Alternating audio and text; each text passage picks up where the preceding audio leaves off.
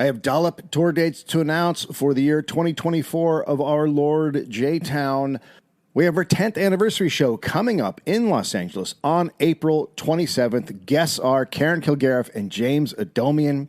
And then we are going to Australia, starting on May 13th in Perth, May 16th in Sydney, May 18th in Brisbane, May 20th in Canberra, May 22nd in Melbourne, and May 24th in Adelaide. You can get your tickets at dolloppodcast.com. Hear that? It's 15,000 students getting healthcare for free.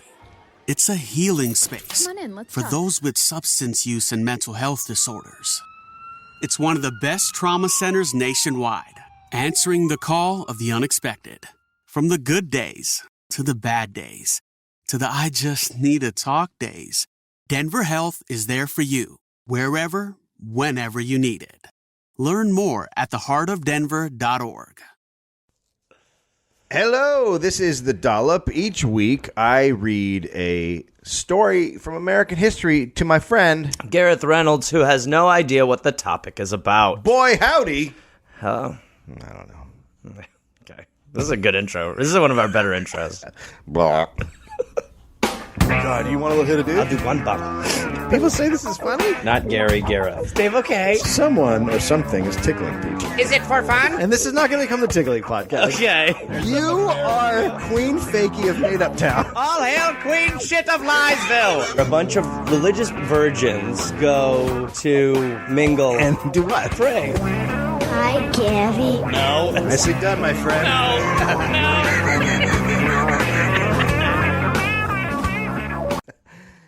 February 10th, 1963. Wait a minute. That's modern. almost. We're almost at an close. anniversary. This person could be alive. Yeah. Leonard Kyle Dykstra entered the world in Garden Grove, California. Okay. His parents, Dennis and Marilyn Dykstra, were young phone company workers in Garden Grove, California. Oh, this one is hitting right close to Yeah, this home. one's really close to us. And if people don't know, Garden Grove is somewhere around us, and I don't know exactly No where that idea is. where, but I know that it's probably 20 to 30 minutes It's away. around, yeah, it's around here. It's a place that nobody cares about. I'm sorry if you live there. Sorry, Garden Grove. We don't really care that much. But the rest of us think you're going to hear the straight truth.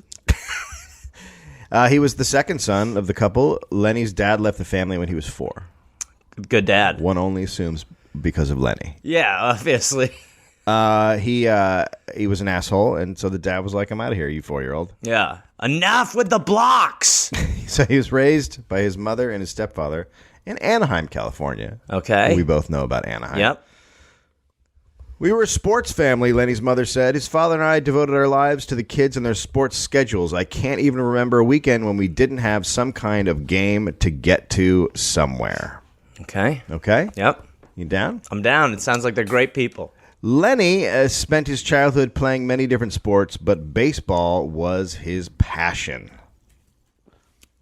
4-year-old Lenny swung at tennis balls for hours and cried when his parents suggested he stop. At 6, he talked coaches into making him a base runner in an 8-and-over league. At 6, he talked them in. Hey, man, come on. What are you, crazy? Hey, what's going on over here, Listen, you guys? how hard do I have to sell you guys on me? Hey, guys, what's going on over here? Come on. I'm 6. Do you want some candy? Look at my- Let's look at my make a legs. deal. Look at my legs. Look at my legs. Look at my legs.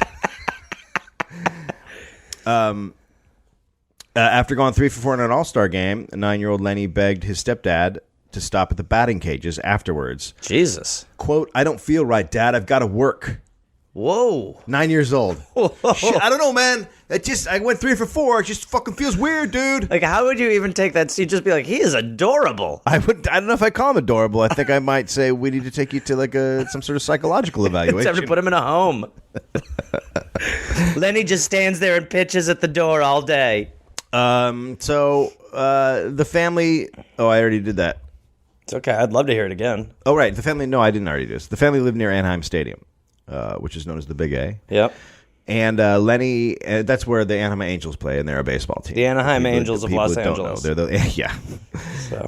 And his brother and him would ride their bikes to the ballpark, and they'd sneak into the outfield on off days. Okay. When he was about 12, he and the other kids hiked the 4 miles to Anaheim Stadium, and they snuck inside, his mother said. It really wasn't a mischievous thing. Lenny was just so thrilled to be on the field where Rod Crew played They were sliding into bases and hitting balls off the wall when, all of a sudden, there was a police helicopter above them telling them they were all trespassing. Oh, shit. I guess they would have been arrested, but Lenny was so fast that he got away. Well, I mean... She sounds proud of the fact that her child was committing crimes. He's an X-Man. He can outrun helicopters. So from this, we can gather that there was a lot of supervision. Yeah, good parenting. It's fine that the dad left at 4. Yeah, clearly nothing happened. There's not a vacuum. Lenny was very fast. He was a record-setting runner on his high school football team. The team would practice set plays all week, and then on game day, Lenny would get the ball, blow off all the set plays that everyone worked so hard on all week, and then go score a touchdown. That's the kid you honestly don't want to be on a team with. No, you fucking hate his guts. He's like, scoring 6 points. Woo! You're like, motherfucker. I mean, all the things we worked on all week, and you just blew it off. Yeah, man, we scored, though. Come on. I hate you. Let's go to the batting cages after this. He was the leadoff hitter in high school because he loved the attention. Lenny dominated the team by the time he was a sophomore. He was short, and people were always telling him he was too short to make it. Do you know who this is now? I know who Lenny Dykstra is. Okay, yeah. but you don't know the Lenny Dykstra story. I don't think I know. Maybe I'll key into some of it. But... You would know. Okay. He took the sport so seriously that before his high school games, all the other boys would be lined up along the fence talking to girls, while Lenny would be in the locker room staring at a ping pong ball for 15 minutes. He believed that by doing that, the baseball would look as big as a basketball. Wait, okay. Okay, all right. So he thought that if he stared at a ping pong ball, then when he went out to play baseball, he'll be like, "Holy shit! Look at the size of that thing! God, what's coming at me? I just got to hit this meteor once." All right, so we tell that story. So if he plays ping pong, what does he look at? Oh, he looks at little tiny... He just looks at a marble. He's like, yeah. Holy shit. And then someone's like, let's play marbles. He's like, ah! I gotta get a pin. I gotta look at a pinhead. Yeah, so he's not smart, I think is what we're saying. Sure. Or he's got a weird, he's got a weird... the way he looks at sports is a little strange. It's a little strange. Yeah. A student at his school recalled, I had the pleasure of playing high school baseball and football against Lenny. I have to say that I have never seen a high school baseball player as good as him. Truly an incredible athlete. But as great as an athlete as he was also an incredibly arrogant jerk. I have personal memories of him that remind me of how selfish a person he was. I mean, there's a lot of extra words in there, but still. I look back and think, what an athlete, what a dick. Right, that's what he really needed to say. I mean, clearly he gave a nice quote, but the real thing is, no, the guy could play ball, but he's a fucking piece of shit. Yeah. He's a piece of shit. Lenny played for Garden Grove High School and batted .550. Oh my god, which is insane. Yeah, that's an insane bat. The best baseball players bat like around .330. Yeah. At 18, he entered the 1981 amateur draft. Right. He was convinced his hometown Angels would select him in the first round. Oh, well, I know where we're headed. Instead, they took shortstop Dick Schofield. The first round passed, and the second round passed. Oh, boy. And Lenny was not picked. Finally, with a 315th pick in the 13th round, the lowly New York Mets took a shot on Lenny. Okay. So I'm guessing, based on his batting average and his size... Oh. It could have been his size, but more than anything, attitude? it was his fucking attitude. People don't want a douchebag on your team. Well, They during just don't. the interviews, you don't bring up the ping pong thing. No, what do you... I stare ping pong balls. This is my best friend, Wilson. Lenny was furious. Fuck the Angels, he said. He felt betrayed by the Angels and was not happy to take the Mets offer. The Mets offered him $25,000 bonus to sign. Right. This is very common now. Like a player, I get like $7 million to sign. Yeah. Right out of high school or college. Lenny said no to the $25,000, so they offered him $27,500, and he said no. Okay. Then the Mets offered him $30,000, and he refused that. Jesus. What? Quote, I mean, there's not really a backup plan, though, right? Quote, I'm the best fucking player in the draft, Lenny told the Mets scout, and I should be fucking paid like it. Oh, wow. Well, the Mets have to be excited for this guy. Finally, the Mets made him a final offer of a $35,000 bonus. Okay. And Lenny took it. Jesus. You also can't demand a huge bonus if you were picked 315th. Yeah, there's not a lot of leverage. Because if they give you the most money, then they have to pay everybody above you more money. You fucking idiot. It's asshole, too. Also, the idea that you go from being like, I'm worthless, 10 grand later, you're like, I'll take it. 10 grand is your margin. It was $5,000 more. I'm the best guy in the fucking world. Fine, we sold some old shoes here. 5,000 more? Okay. I feel respect. Okay. I feel the respect that I needed. I got it there. $5 grand. That says you think I'm the best. Thank you. In the Mets minor leagues, he became friends with fellow outfielder Billy Beane, who later became the longtime GM of the Oakland A's and the star of the movie Moneyball guy. Right. Quote, Billy Beane, Lenny was perfectly designed emotionally to play baseball in that he had no concept of failure. Oh, wow. Yeah. No concept of failure. That's going to lead to other things in his life. Okay, cool. I'm excited. Another former minor league teammate recalls, quote, he was the hardest playing athlete I'd ever seen, but he was very disrespectful, and he didn't give a shit if he had to run you over to gain an edge. It was all about Lenny, Lenny, Lenny, Lenny. All right. He had a habit of bringing home the fattest, ugliest women to have sex with, and then he would kick them out afterwards and return an hour later with another. So... But before he would go take those women home, he would just look at a doll so he could kind of visualize how easy it was going to be to hit it when they were there. In his major league debut on May 3rd, 1985... Is there any reason why he would just bring home the... I don't know. He was just... That's just his thing. He liked them big. He liked them big and... he liked his women like he liked his ego. Yep. Enormous. Okay, so his major league debut... May 3rd, 1985, leading off for the Mets, Lenny went 2 for 5, scored twice, drove in 2 runs, stole a base, and hit a home run. Pretty good. It's a fucking awesome debut. He played part-time after that and didn't get into the lineup steadily until July when Mookie Wilson went down with an injury. You probably, since you don't follow baseball, you don't know Mookie Wilson, but Mookie Wilson was an actual person. Someone named their kid Mookie. Yeah, right. Which is fucked up. Yeah, Mookie. Sure. Lenny immediately made an impact with his scrappy style of hard-nosed play. He soon became known as Nails. Ooh, because his nickname. Tough as nails? He's fucking tough as nails. All right. For his toughness as well as... It would be great if he just had, like, great fingernails. He was the first guy to put, like, bedazzle his fingers. Every day he'd be like, man, look at what Lenny did to his nails. Hey, check it out, guy. That's a fucking bronze elephant on there. The only thing that's missing from this beautiful hand is a ring. So he had a nitty-gritty style of play. In the outfield, he dove for balls. On the base paths, he slid in head first to the bags. It seemed he always had a dirty uniform and a cheek full of tobacco. Now, I can say I don't... When you bring up players over the years, there are very few that you immediately have a mental image of. And when you say Lenny Dykstra, there are 2 guys that played together. Lenny Dykstra and John Crook played on the same team, and I immediately have an image of both these guys. And Lenny was always fucking filthy, and he had a big fucking wad of chew in his cheek. And he was a fast little tiny, fucking pistol running around the base. Right. Yeah. Okay. So the fans took to him. He was like a real old timey. Right. He's a throwback. Yeah, he looks like a guy from the 40s. Right. The fans soon fell in love, and he became one of the most popular figures around Shea Stadium. He was a great leadoff hitter.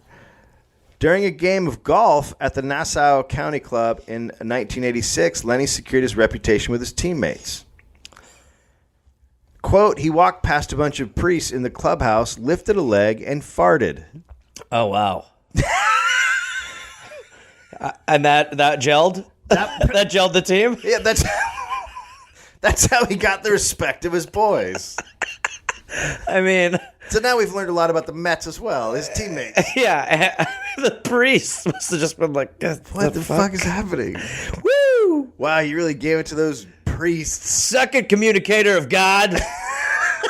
Boom! Dykstra's in the house. He fit in as well as anyone, said teammate. Lifting up the leg is what makes it hilarious. Oh, no. He just walks up to, like a dog on a hydrant. Well, they're like 13-year-olds. Like, I don't even think a 13-year-old would do that. Maybe an 11-year-old. Yeah, it's insane. No. He fit in as well as anyone, said teammate Doug Sisk. Lenny was gritty and disgusting, and so were we. Opponents called the Mets arrogant, insufferable, and a bunch of assholes. It's funny because that almost sounds like the quote of Lenny before he was a Met. So it sounds like he's in the blood. He's in the blood strong. Over the course of the 86 season, they were involved in 4 bench-clearing fights.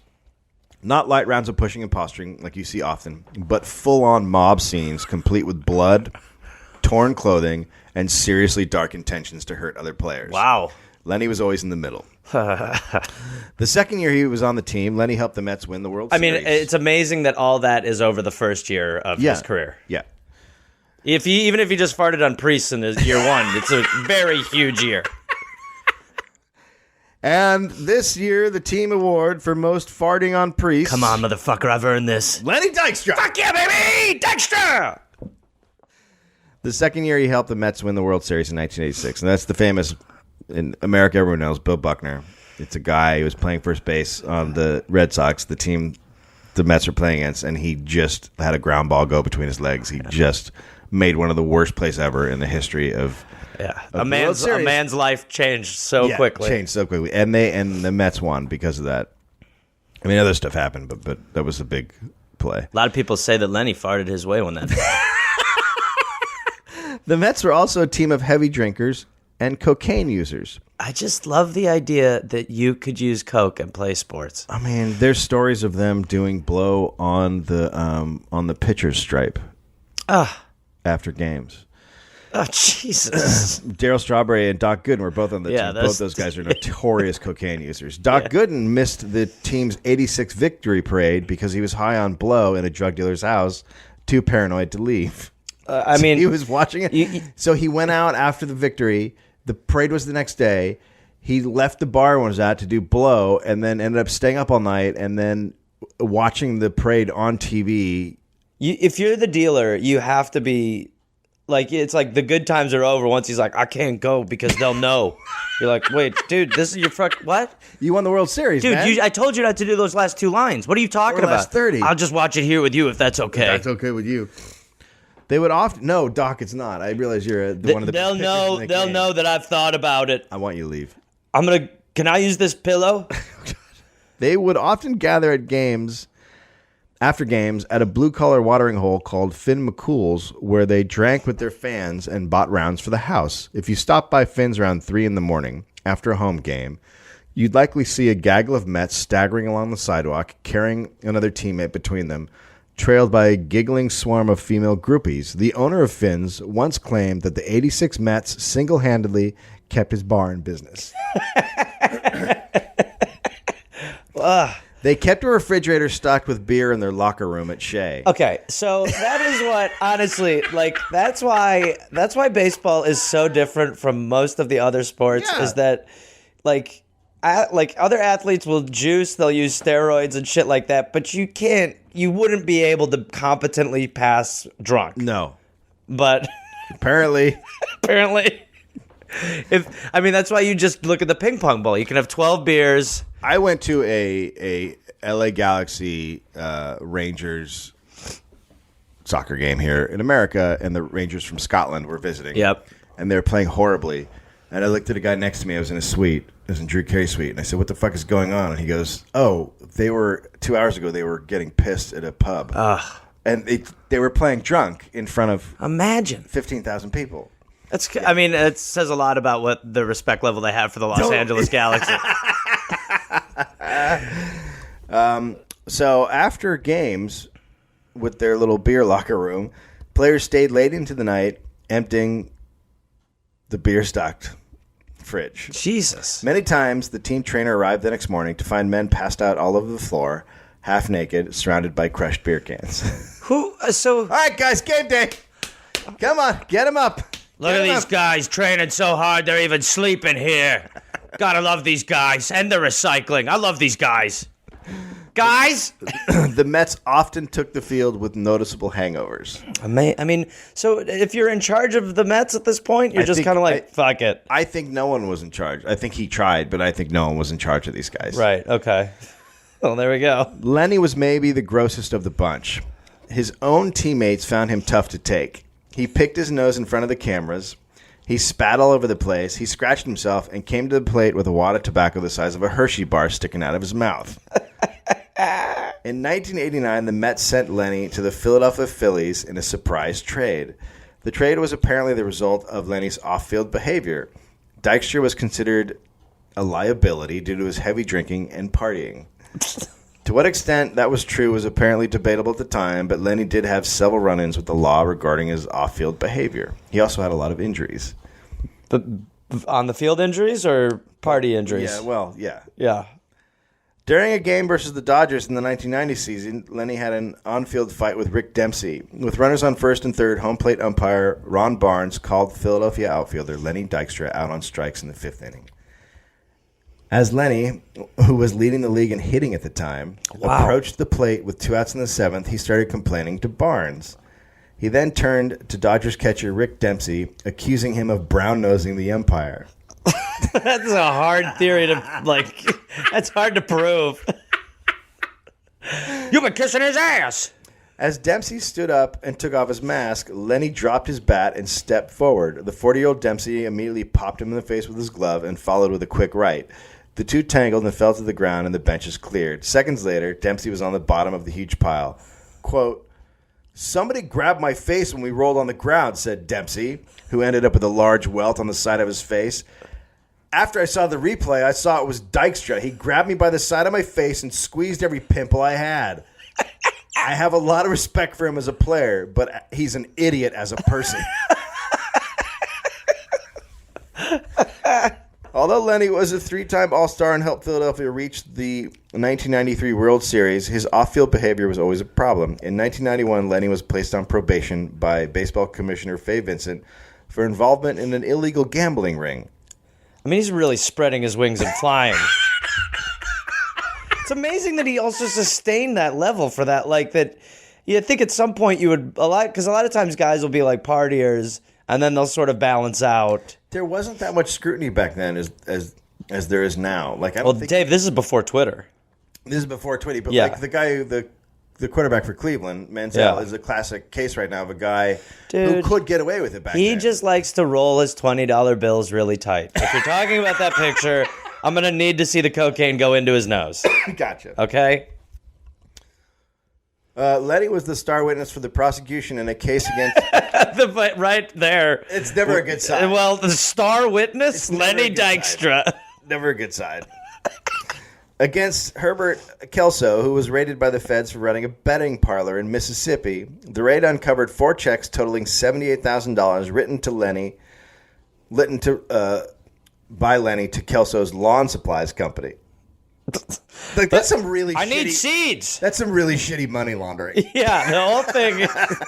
It seems very like they were like, yeah, we found the checks, so I get like $100,000 worth of lawn work done every month. Is that right? Yeah. And what does he do? You see me nails. I play really hard on the lawn, All right, and I dig it up a lot. So he's got get in this car with us. What? Get in the car. Okay, I'm gonna get in the car. I'm gonna dive in head first At the door. Lenny's testimony revealed that the checks were for gambling debts he racked up during the off season, playing poker and golf. He was playing golf for money, like $1,000 a hole. Yeah, sure. What? That's not surprising. He tried to laugh off the debts by telling the media, quote, "It's no big deal, dude. I had a couple of full houses and I got beat by 4 of a kind. Bam!" Oh, wow. Yeah. Wow. A few months later, Lenny nearly died in a car crash with Darren Dalton after driving home drunk from a bachelor party. A resident where the accident occurred said that when he rushed out to help, he saw a badly wrecked $93,000 Mercedes facing the wrong way on the right side of the road. 2 men, one of them lying in the middle of the road with his face covered by blood and dirt and a bunch of crumpled $100 bills scattered on the floor of the back seat of the car like discarded candy wrappers. What? I just love that anybody lives a life where they're just crumpling up $100 bills and throwing them in the back of the car. $93,000 car in the back with just a bunch of crumpled $100 bills. Yeah. Lenny suffered 3 broken ribs, a broken right collarbone, and a broken right cheekbone. A broken rib punctured his lung, and his heart was bruised. His ego, strong as ever. I'm fine, you guys. Let's play tomorrow. I could still be an asshole, Doc. Dalton, the Phillies catcher, suffered a broken left eye socket, a scratched left cornea, and a bruised heart. They both had bruised hearts. Listen. Was that from... I've been there. Yeah. Was that because they were sad? Yeah, it's tough, man. You know, you think you know someone, and then... according to the police, the next thing you know... Yeah. Oh, sorry, am I done with... No, you've done. Lenny's it's just so... Sorry, go ahead. According to Radler, Lenny's blood alcohol content was measured at 0.179 shortly after the crash. That's decent. Yeah, it's decent. It's decent level. That's up there. That's crumple hundreds level. That is crumpled hundreds level. So Lenny was plagued by injuries during the remainder of his career, which is weird. You'd think after you crashed your car. Yeah. Rumors of steroid use swirled. He played the last season in 1996. He officially retired at the young age of 33, which is pretty young for a baseball player. That's young, but it's also nice to see that he moved to steroids because it's finally a drug that actually might help his on-the-field performance instead of just completely thwart it, undercut what he does. Everyone in baseball thought the same thing about Dykstra, that he'd vanish and never be heard from again, says a former teammate. There was no reason to think he'd amount to much of anything. That perception pissed Lenny off in a major way. He always felt he had to prove himself. Don't make Dykes mad. Hence, in 1993, with his career coming to an end and his will to succeed as strong as ever, Lenny looked around Southern California and sought a way to apply his competitiveness and drive in another arena. Oh, boy. Car washes. Okay, stop. No. Don't you dare. What? Don't you dare move on. What are you talking about? So his... Nails is going to wash some cars, bro. Let me at those vehicles. What? Executive car washes, to be exact. Oh, those are the guys with the dry rags. To Lenny, the idea seemed laughably simple. In 1994, the American economy was booming, and the beginning of the tech bubble was turning much of Orange County into a fountain of big money, big houses, and fancy cars. Yet most of the car washes were dumpy grade C setups. Not Lenny's. Oh, boy. Within 9 years, his 3 SoCal-based car wash quick lube establishments were grossing millions. A treatment at Dykstra's cost $3 or $4 more than at competing businesses, but Lenny's establishments were all class. He loaded up the buildings with baseball memorabilia and saltwater fish tanks. Oh, well, of course, then you should go pay $4 more to get your fucking car washed. He's got baseball memorabilia in a tank. Fish tanks. Free coffee was always available, and the columns at the gas station were painted every day. Wait. I don't. Okay. Yeah. That, I think, is maybe the craziest thing you've said so far.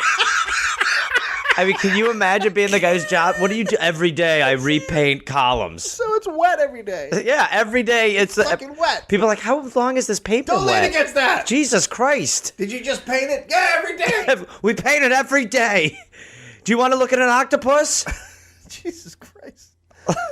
So did he have money? I mean, did he have money left over from the MLB? He made a lot of money. So he just, car washing competitively was just a passion. Yeah. Okay. He had the pumps waxed every day, and if anything got scratched, it was immediately replaced. Jesus. Lenny made certain all his relatives had jobs. Both brothers, Brian and Kevin, worked at the car washes. Oh, that's weird. I thought he only had another brother. All right. As did his uncle. Lenny treated his family members to Vegas vacations, pricey meals, and all-night parties. I love that he's partying all night with his family. Yeah, still. Yeah. With his just cast the net into the family.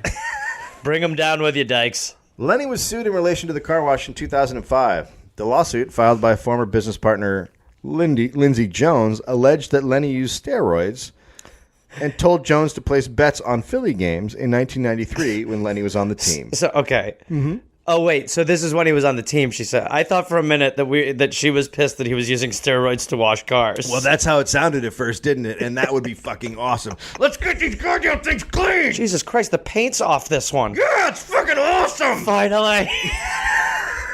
As he's just swimming in the seawater in his tank. Ah! Why is my Buick dented? I'm really good doing it! Actually, ma'am, your car's the cleanest it's ever been.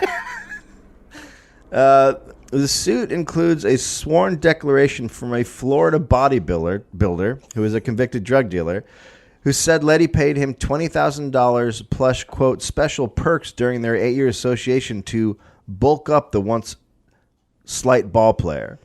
In an interview, Jeff Scott said he injected Dykstra with steroids more times than I can count, and that Lenny stepped up his steroid use in spring training of 1993 because, quote, it was a contract year.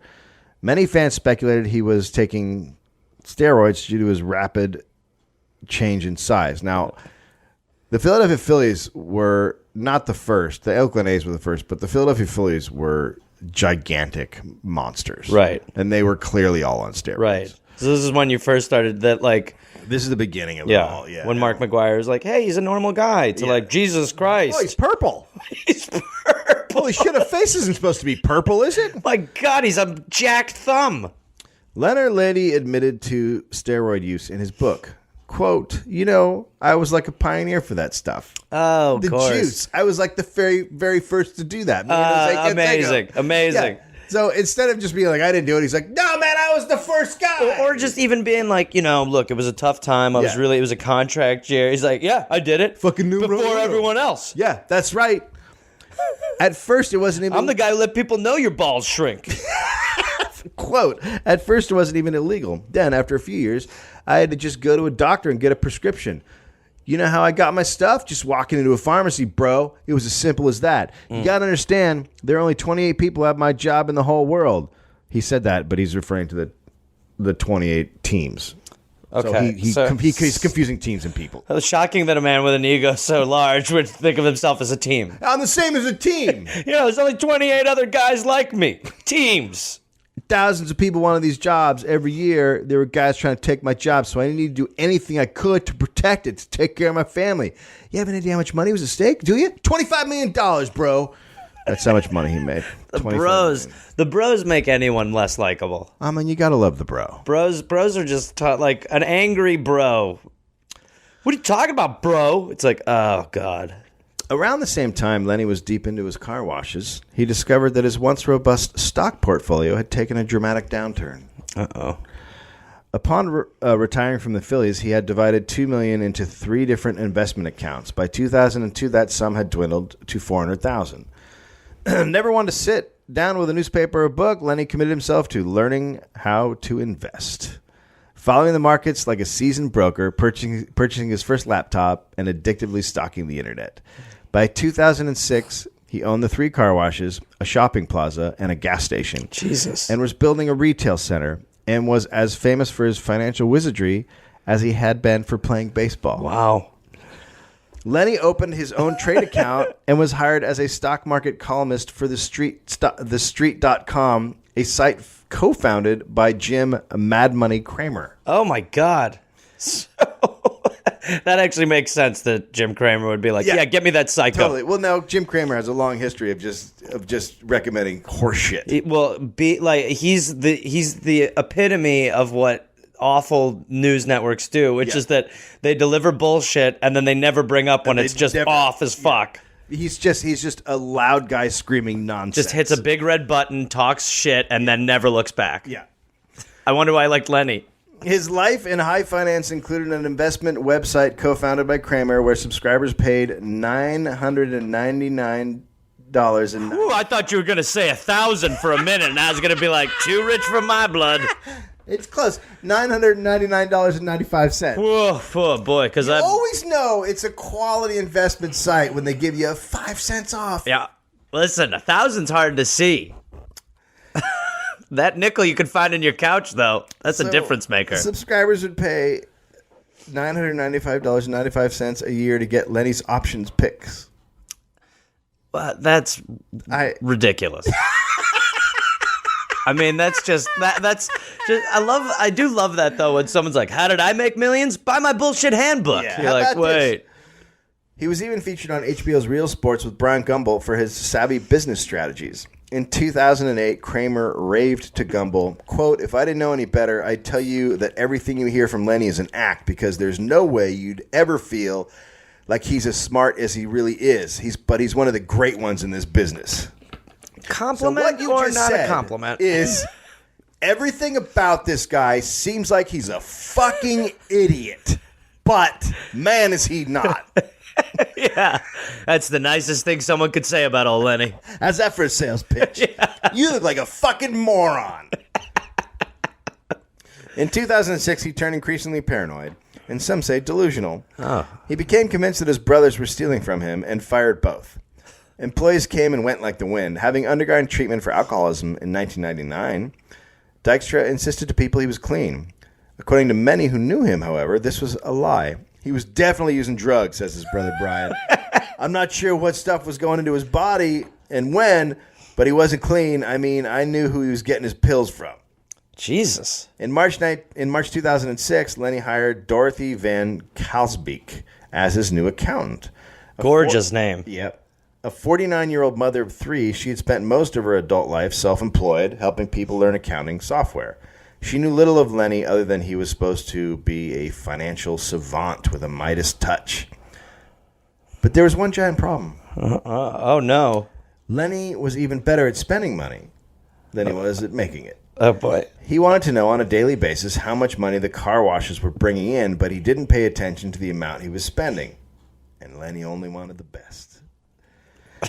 Lenny then decided he wanted out of the car wash business. The thing that's been... The thing that's just fucking kicking ass, making tons of money. Yeah. I'm getting out. He's firing fish. The fuck out of here. The octopus is fired. I want the octopus out of here by the time I come back. Sorry, octopus, you no good. I know, like, I go nowhere where I go. That's... I'm an octopus. Where I go? Lenny, this is a talking octopus. Should we really get this out of here? Come on, man. You gotta keep me around. Get rid of him. I don't like the way he looked at me, that motherfucker. Oh, but come on. Come on, man. We could sell tickets to a talking octopus show. Seriously, I'm talking octopus. Look, he's fucking talking, right? Get him out of there. Jesus. Cut his tongue out. I got nowhere to go. His English is better than most of the car washers. So in 2006, he sold his North Corona car wash for $11 million.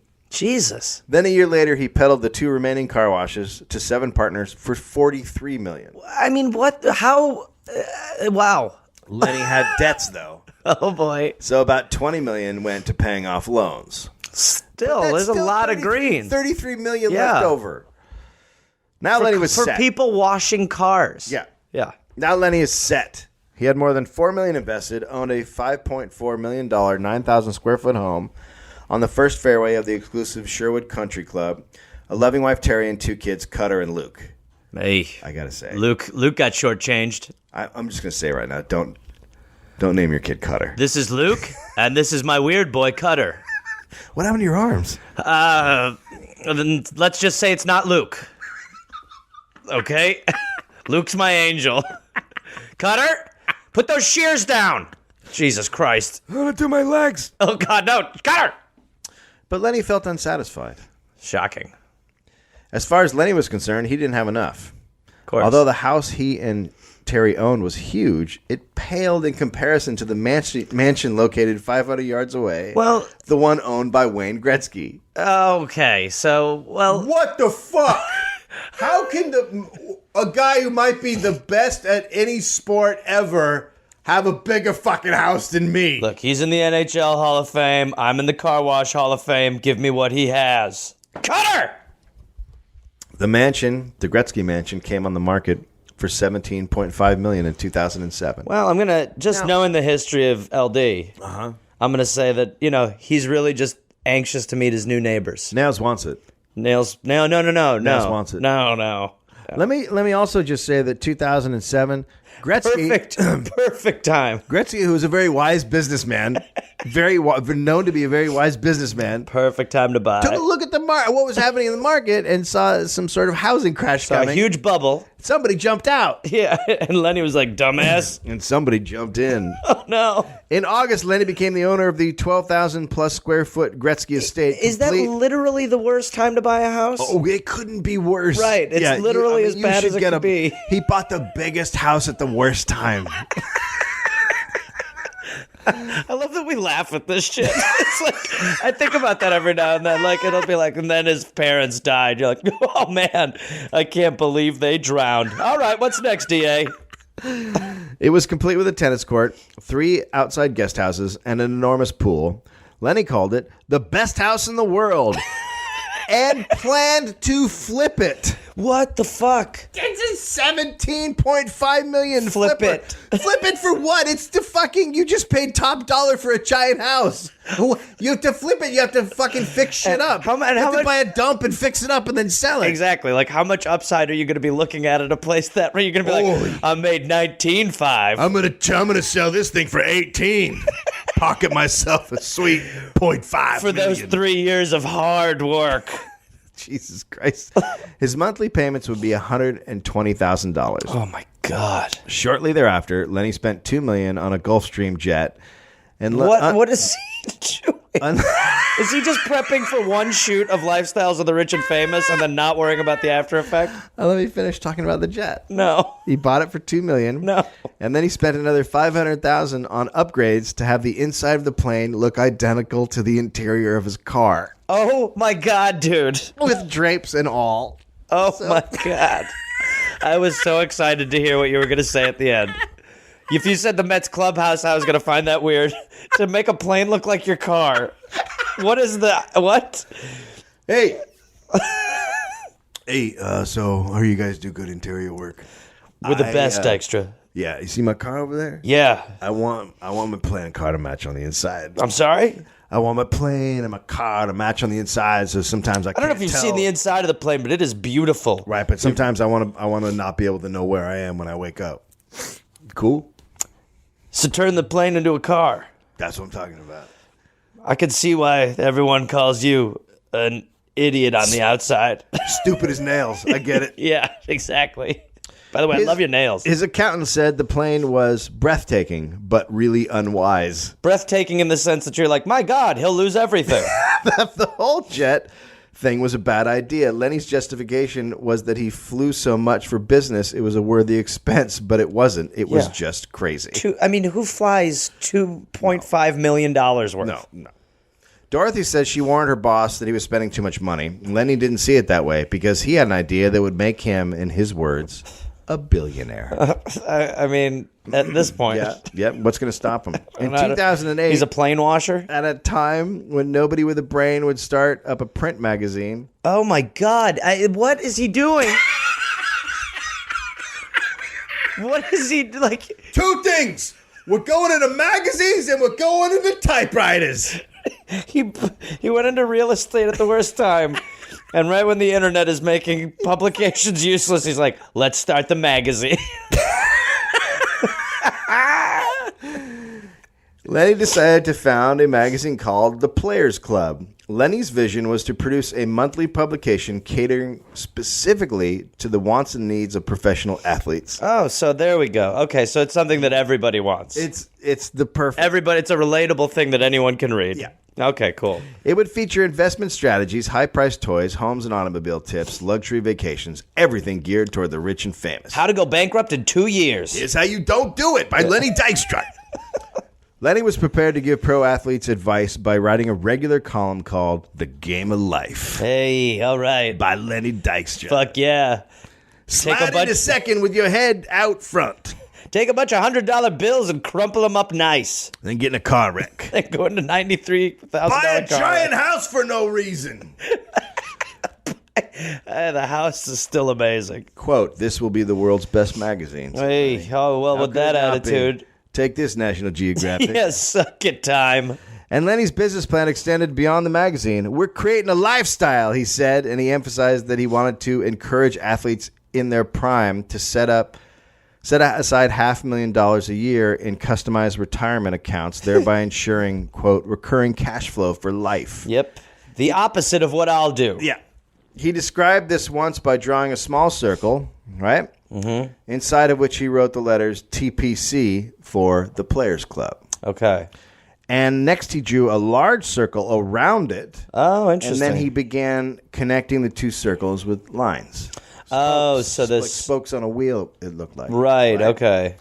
And on the spokes, he called them building bridges. And he wrote things like annuity, private jets, real estate, and concierge. And I saw this at a business marketing weekend event. Yeah. And concierge. He wrote concierge. What is that? Concierge, he said, was for, quote, when you forgot your wife's birthday and you're in the on-deck circle and you go, oh, no, hey, Bat Boy, go call the concierge for the Players Club. Tell him to get flowers for my wife and tell her I love her. Sorry, I'm still not clear on what the hell a concierge is in his world. Well, a concierge is for when you're a fucking idiot.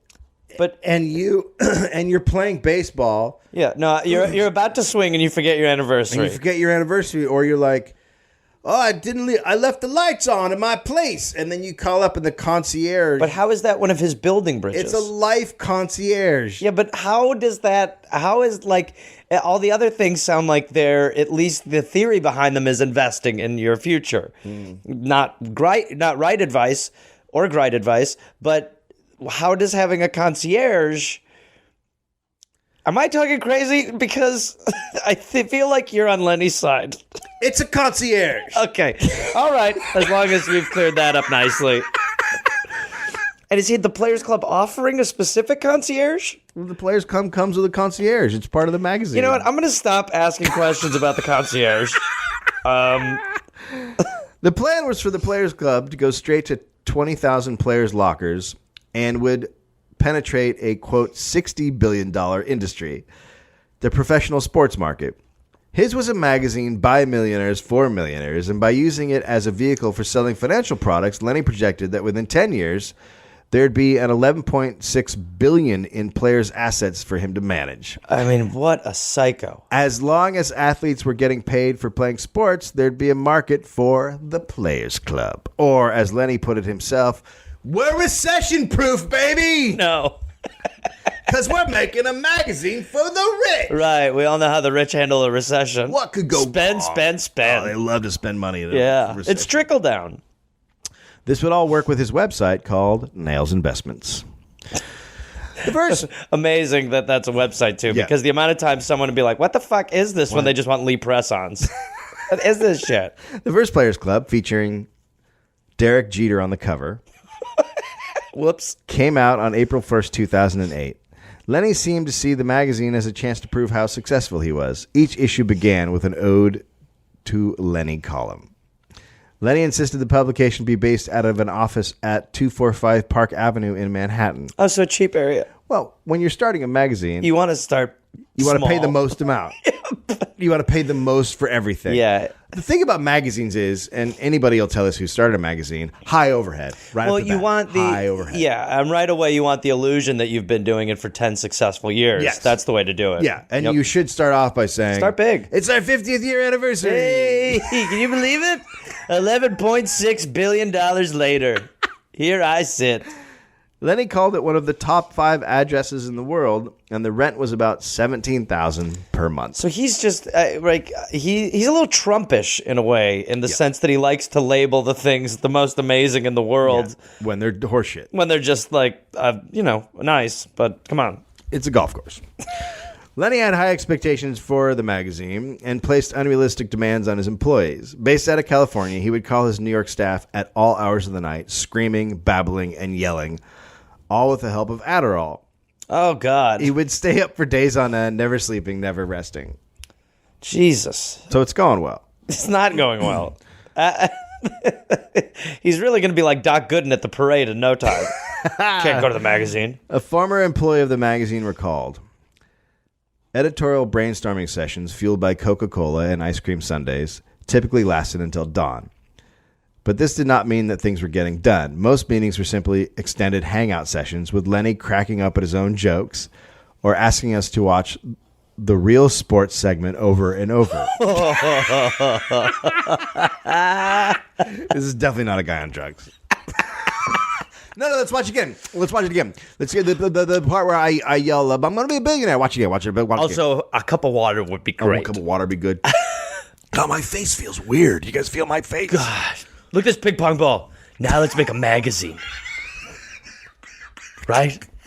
He would especially love the moment where Lenny points to his seat on his private plane and said, "This is where the big man sits." Oh, God.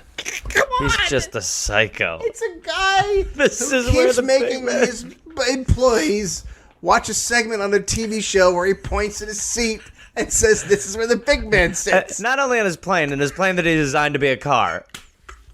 This is where the big man sits. He also seemed to relish letting go a long, leisurely fart for amusement of his employees, or showing off his silk tie and saying, "You see this tie? I paid $500 for it," and then he would rub it on his crotch. I would love to work there just for a little bit. Just to be like, what the fuck? $500? Yeah. Oh, God. Other times, And it just rips one. Lenny's attempts at humor were downright offensive. At one meeting, Oh, I'm sorry. I thought those were the downright offensive ones. now he's gonna get really horrible. Sorry. he went on about how a particular layout looked faggy, despite the presence Well, that's a fair note. despite the presence of a gay page designer in the room. Later, Lenny said, "Did you see the look on that fag's face?" On another occasion, Lenny called about potential cover subjects while the employee was at home. So with Lenny knowingly on speaker, he proudly stated that nobody can call me racist. I put 3 darkies and a bitch on my first 4 covers. Oh, my God. Yeah, he's a fucking monster. Jesus Christ. This isn't a 1960 anymore. Right. Well, do you want to hear the names of the darkies? I believe I know one of the... Derek Jeter? Yeah. Chris Paul, Tiger Woods. Holy shit. And the bitch was Danica Patrick. Those are strong words. Yeah. Okay. Those are So he somehow managed... those are legit darkies and a bitch. He somehow managed to play sports and be a fucking racist. Yeah. Which is, to me, incredible that anyone can... The Jeff Kents of the world who can be these fucking racists and play alongside Yeah. black guys. And be overt. Yeah. Like, just... Another former employee also liked Lenny's special... Also, my magazine, 3 Darkies and a Bitch, is actually going to be coming out. I think in September it starts. So You're gonna call it that? Yeah. Okay. Yeah. I mean, I wish you luck. Thank you. It seems like the right time. Oh, no, I agree. Yeah. Also, I bought a yacht. What are you gonna... I'm going to make it look like a bike. Another former employee also recalled Lenny's special brand of humor. What a very sweet way of putting it. Lenny liked to leave a large amount of feces in the toilet so he could hear the shrieks of the hotel's grossed out maids. Oh, my God. He's like 50. He's 50. He's like 50 at this point. What an awful... That's awful. By this point, Lenny's behavior was increasingly Here, take a erratic. silk tie. I'm sorry, sweetheart. Oh, did I shit on the floor? My bad. Hey, maybe you don't know who I am? I'm just like this. Nails. The nails. By this point, Lenny's behavior was increasingly erratic. He used the Gretzky house and the plane to secure multiple loans and began crossing the line from merely unethical to completely criminal. Lenny borrowed credit cards and money from seemingly everyone, his employees, his accountant, and even his mother, always with unfulfilled promises of great reward. Quote, "I never actually loaned Lenny a credit card," said Chris Franke, a senior editor at the magazine, "but I still wound up with credit card charges related to Lenny." That's a fun. That's how you know you got a buddy. You want to go out to lunch? Oh, shit, I forgot my card. You want to pay for this? A victim of poor leadership, poor economy, and mediocre sales, the Players Club died in the winter of 2008 What? after 7 issues. Well, how many more bitches and darkies did he get on? I don't know how this can happen. It's a fucking $7 billion-dollar idea. It's a $7 billion-dollar months. idea. 7 months. 7 magazines. 7 magazines. 7. Lenny was in ruins. His wife filed for divorce, and Lenny was drinking again. That, coupled with his alleged drug use, rendered him a stumbling, mumbling version of his former self. Well, don't you miss the car wash days, Dyke? Oh, man. An extensive article about an ESPN.com investigation came out in April 2009 and asserted that Lenny had been the subject of at least 24 legal actions since 2007. A former employee accused Lenny of credit card fraud, failure to pay rent on the magazine's Park Avenue offices, and for It's a very top 5 location. Yeah. For lawsuits and printing costs. In 2009, Lenny filed for Chapter 11 bankruptcy, listing less than $50,000 in assets against more than $31 million in liabilities. Holy shit. Lenny said his filing was about reorganization, not bankruptcy. I'm not bankrupt. Oh, boy. I'm just moving some money around. Yep. I'm moving money from places where I owe people to places where it's mine. As MC Hammer stood behind him nodding. In the fall of 2009, the case was converted to a Chapter 7 bankruptcy to liquidate the estate and pay creditors. The Gretzky mansion was gone. The fancy car was gone. The private jet was gone. His 1986 World Series gone. Auctioned for $56,000. His ring? His ring was auctioned off. He was banned from both of his foreclosed multi-million-dollar properties in Lake Sherwood. So he didn't sell the other one when he bought the new one. Okay, smart. You know. So security officers were instructed to deny him access to the homes. He was accused of vandalizing the properties and not maintaining homeowners' insurance on them, and the court assigned a trustee to manage them. Lenny was living out of his car. You mean his jet? And an airplane hangar. And in hotel lobbies. Oh, my God. He eventually settled into a shitty apartment. Quote, I was like a wanderer, dude. I was like Gandhi. He lived out of a bag. Yeah, by choice. So... You had a point. But also, there's a point where you stop comparing yourself to the greats. Yeah, yep. And when you're living in a hotel lobby out of a bag and washing your genitals in the sink. Oh, pardon me for being Gandhi. You know, too, at one point he snuck in. Like, how many times was he watching that Real Time or the Real Sports? Oh my God! That's all he had was a videotape of that Just in his bag. He'd just be in a hotel lobby, like, anyway, you guys could put that on and give me the remote. Author Randall Lane, who wrote the book, quote, "The Zeros: My Misadventure in the Decade Wall Street Went Insane," described Lenny as a slow-motion car wreck. He is the perfect metaphor for what happened to many people, but he did it on a scale that was monumental. Wow. That's the guy who wrote the book about Wall Street. It's true, though. I mean, honestly, like, all the stuff you said, it really, like, buying at the wrong time, buying big. Everything. Selling the being car brash. washes when he didn't Selling need to. the car washes. Starting a magazine. Selling all the car washes to start a publication. For the rich. For the rich. The Gretzky house was riddled with water damage, torn up flooring, missing toilets, and other major damage. Missing toilets is a weird thing. That happens. That totally happens. Sure, yeah. Look, if you need some bucks, you sell a toilet. Where are the 4 toilets? Huh? I can probably get 800 for this toilet. So, I need some steroids. How much can I get for 2 toilets? His second house, also in the Sherwood development, was uninhabitable due to toxic mold. According to papers filed in court, one of the houses in question was in, quote, unshowable condition, as the home was littered throughout with empty beer bottles, trash, dog feces, and urine and other unmentionables. That ain't dog feces. Raw sewage had been leaking inside the house, and the electrical wiring had been damaged or removed by vandals. More than 24 lawsuits were filed against Dykstra, with a list of more than 50 creditors. Among those litigants was author Lane, the former owner of Double Down Media, which produced the Players Club. Lane attributes the Glossy's failure in part to Lenny's unrestrained spending. Because it might have worked if he just started a tiny office and just see if it would... Perhaps. Yeah. Probably not. Probably not, but it might have. But perhaps. As an example, Lane cites a launch party for the Players Club that turned into a $600,000 party. Oh, my God. At the Mandarin Oriental Ballroom in New York, attended by tennis star John McEnroe, Donald Trump, Kramer, and other elites of the business and sports world.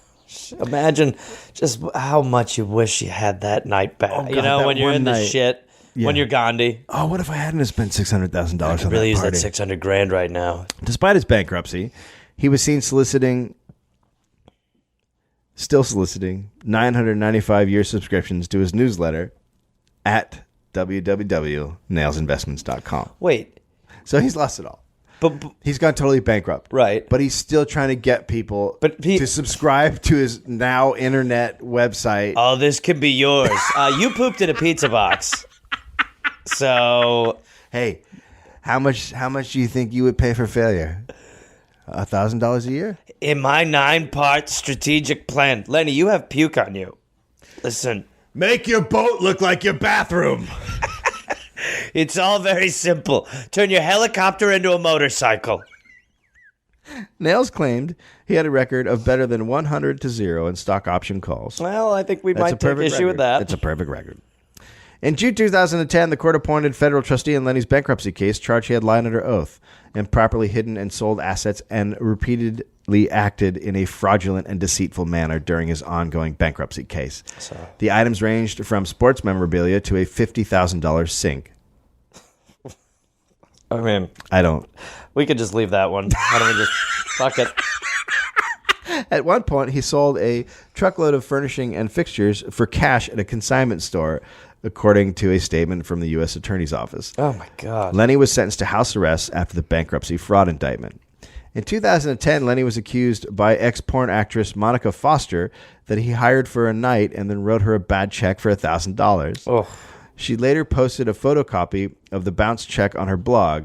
Quote, "He's a coward. I know in his eyes he just screwed over a hooker and he thinks he can just treat people like crap because he was once a big name," said Foster, who starred in X-rated titles like Not the Cosbys, Triple X, and Flava of Lust. Wait, but Bill Cosby was in Not the Cosbys, right?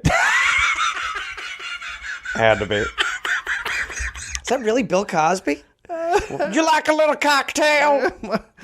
2011. Also, I don't know who's crazier. Yeah. I don't know if the prostitute or the porn star taking the check is crazier. Yeah. Or A check. a check. A check. But you also understand why she would be like, he's not. Well, He's he's got Lenny money. Dykstra. I mean, he is in a big house that's got shit all over the place. Still, he's Gandhi. 2011 was a big year for Lenny.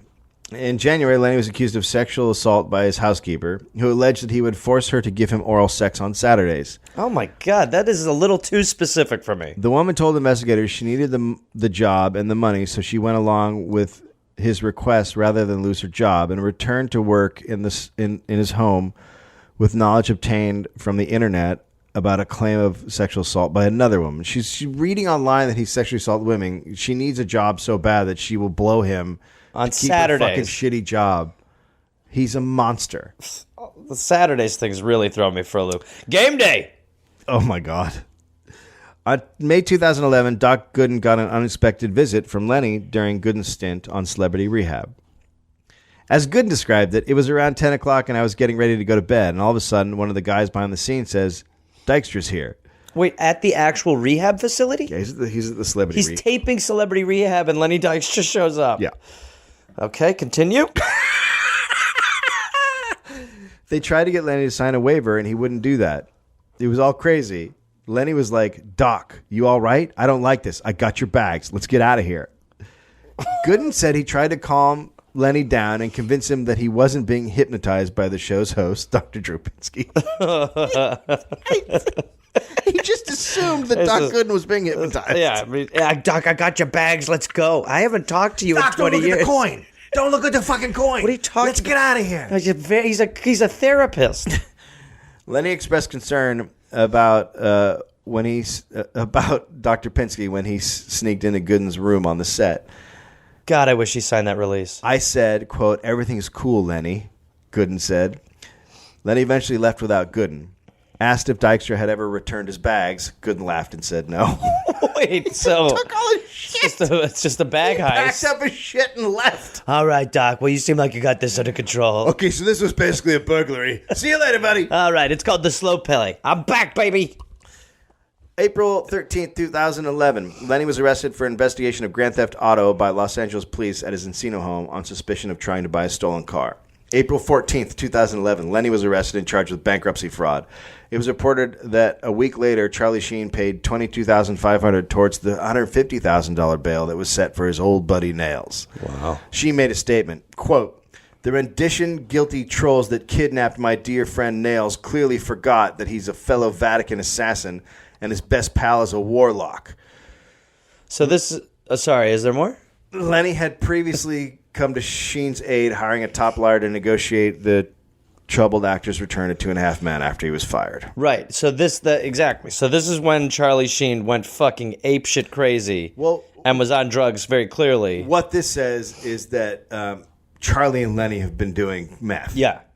He's a fellow warlock who's a Vatican assassin.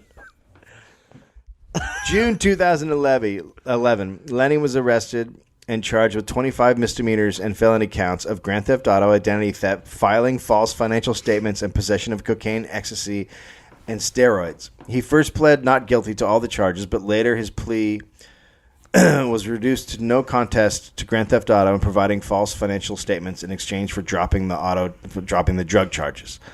A year later, after unsuccessfully trying to withdraw his no contest plea, Wow. What? The judge is like, what? Just I did it. What do you want? I did it. I didn't do it. My God. You should have never sold the car washes, sir. For God's sake. He was sentenced to 3 years in state prison, receiving nearly a year's credit for time already served. In June 2011, Lenny appeared in federal bankruptcy court and pled not guilty to 13 charges. He was represented by a public defender and faced up to 80 years in prison if convicted of all charges relating to embezzlement, obstruction of justice, bankruptcy fraud, making false statements to the bankruptcy court, and concealing property from the bankruptcy court. Well, in 2011, Lenny was charged with indecent exposure. Oh, these are just sad, sad crimes. The Los Angeles city attorney accused him of placing ads on Craigslist requesting a personal assistant or housekeeping services. The victims alleged that when they arrived, they were informed that the job also required a massage service. Lenny would then disrobe and expose himself. Oh, my God. John Travolta, eat your heart out. In July 2012, Lenny pleaded guilty in federal court. Less than 3 years ago. I know. To 3 felonies. 1 count each of bankruptcy fraud, concealment of assets, and money laundering. He admitted to hiding, selling, or destroying over $400,000 worth of items that were supposed to be part of his bankruptcy filing. On December 3rd, 2012, he was sentenced to 6.5 months in prison, 500 hours of community service, in order to pay $200,000 in restitution. Fuck. Lenny Dykstra, nails to millions of baseball fans, was now inmate number 2766176 inside Los Angeles County Sheriff's Department Men's Central Jail, confined to his cell for 23 hours a day. And by the way, that's a fucking brutal jail. I mean, you do not want to be in LA County Sheriff's Jail. It's a jail where the guards have been proven to have been basically gangs, and they were torturing prisoners and beating prisoners. Every sheriff in LA County has to work in the LA County jail for 3 years. They hate it. They take it out on the prisoners. It's just this abusive fucking nightmare. Well, that's good. His cell was approximately 8 by 6 block of stone with a toilet and a sink. Meals were passed beneath a steel door, and thanks to years of chewing, he couldn't even enjoy those. Oh. As he only had 3 of his 4 teeth remaining in his mouth. Oh, wait. Oh, my God. Lenny was released from prison in June 2013, and it turns out that while he was in prison, his website, Nails Investment, was in operation the whole time. Apparently, his accountant, Dorothy Van Kalsbeek, already knew his system and wrote his columns and picked his stocks with his oversight. They consulted about the market in letters and during her visits to the prison.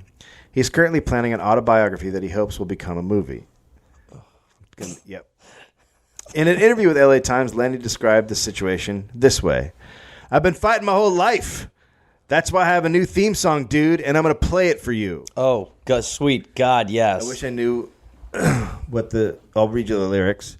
I want to be a billionaire so bad. Buy all the things I never had. I want to be on the cover of Forbes magazine, smiling next to Oprah and the Queen. He sang loudly and off-key. Oh. Lenny receives a $5,700 Wait, do we know what song that is? No, it's a Travis McCoy song.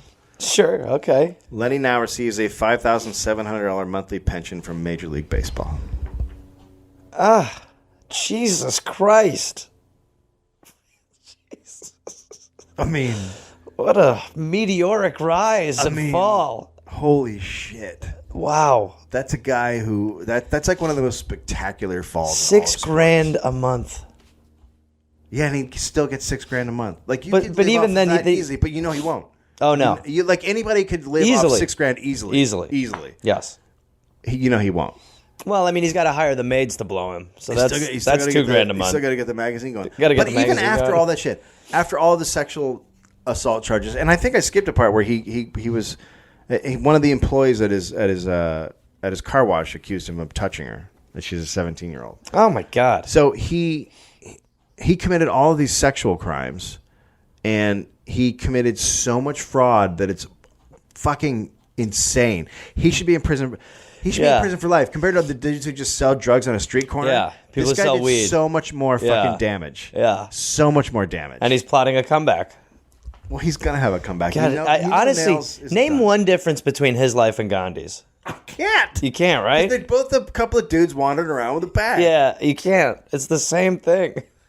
Gandhi also had his his boat painted like his showroom. Yeah, and he was a known fondler. Because Gandhi said, "I want my foyer to look like my boat." Yeah, I remember he always said that.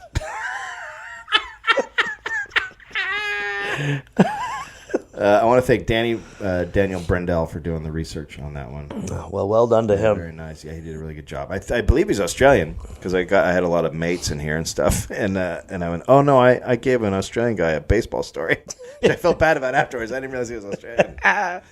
Maybe he's a fan now. I'd be a fan after that. Poor guy to learn about baseball. Would you be a fan after that? Yeah. After hearing about the Rube and Dyke, come on. Jesus Christ. Couple of heroes. This guy's the opposite of the heroes of the game. He seems like the difference between him and the Rube, I would say, would be a little more brain power. Because I think if you let the Rube loose with a regular human brain, who knows what could happen? Sadly, it was just the sirens. By the way, I have an addendum to last week's Dollop, which the Eric read.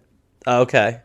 So a friend of mine who's a screenwriter was writing around that time and was also coming up, so he was taking. This is the guy who crashed into who wrote the weird crash into the bar, right? So my friend said he listened to the episode. He goes, oh my god. He goes, so I was writing this. I got paid to adapt this book, and it was the worst book I'd ever read, and it was so fucking hard to adapt, and I was like so depressed. Like, it almost made him kill himself. Like, he was at the bottom trying to fucking adapt this book, and every day it was like a nightmare getting out of bed, like just hell. Right. And then when he finished, the producers then gave the script to Eric Red to write. Oh. And Eric Red was working on that script when he crashed into the bar. Get the fuck out of here. So I think there's a cursed script out there. It's like The Ring. Holy shit. That's insane. You got to feel good about yourself, though, if you didn't do it. If you're like, wow, at least I adapted this shit. I dodged a bullet. Holy shit. Look, I was thinking some crazy shit, but holy shit. All right. Anything else? Nope, I'm good. That's the story of Lenny Dykstra. I hope everyone's happy with that. Oh, yes, it's Gareth. Not Gary, stop it. Gare Force. Listen, I've got a bunch of stand-up shows coming up, and I want to see you there. We can hug.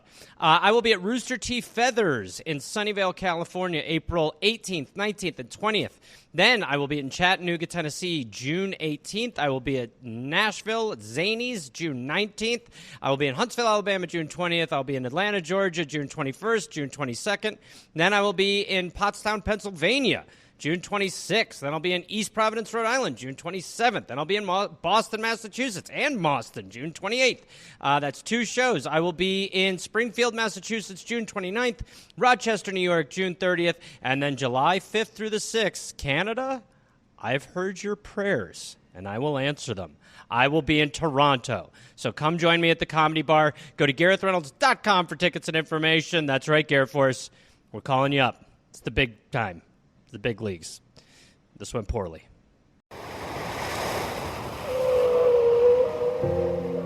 Experience the magical world of orcas at the Denver Museum of Nature and Science. Learn more at dmns.org.